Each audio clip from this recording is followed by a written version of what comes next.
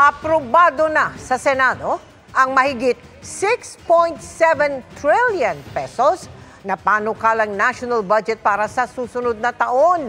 Isasalang na ito sa Bicameral Conference Committee sa Huwebes. Tinutukan niyan live ni Rafi Tima. Rafi?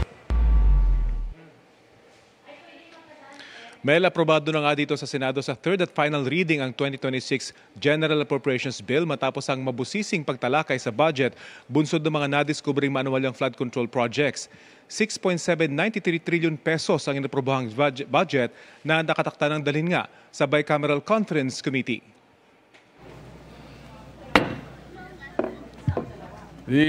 Labing-pitong senador ang bumoto pabor sa pag-aproba sa 2026 General Appropriations Bill.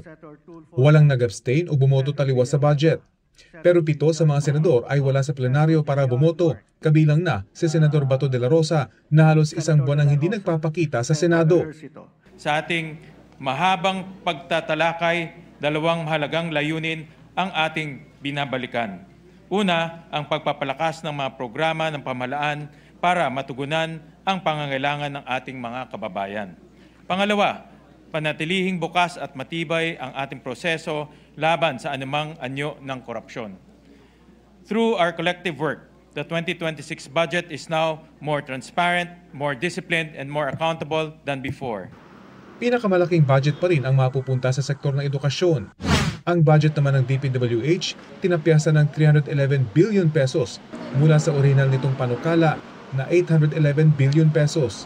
Sa December 12 na ang nakatakdang Bicameral Conference Committee meeting para himayin ng Senado at ng Kamara ang magkakasalungat na probisyon ng dalawang kapulungan.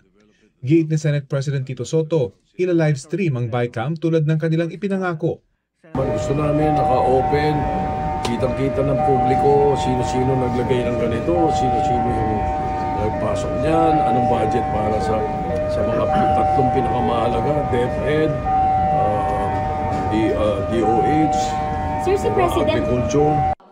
Ang Kamara iginiit din na tutuparin ang pangako nilang ila-livestream ang BICAM meeting. Nilinaw ni House Appropriations Committee Chairperson Micaela Swansing na Agosto pa lang, sinabi na ng liderato ng mababang kapulungan na ila-livestream nila ang BICAM taliwas sa mga lumabas na may kongresistang tumututol dito.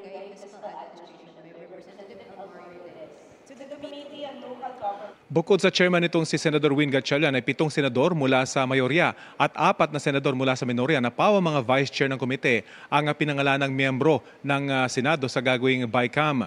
Pero kanina ay nag-withdraw si Senador Jingo Estrada bilang miyembro ng BICAM na tinanggap naman ng liderato ng Senado.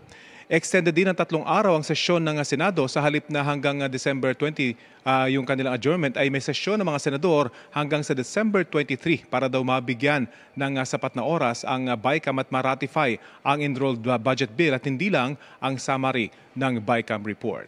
Yan ang latest mula rito sa Senado. Mel? Maraming salamat sa iyo, Rafi Tima.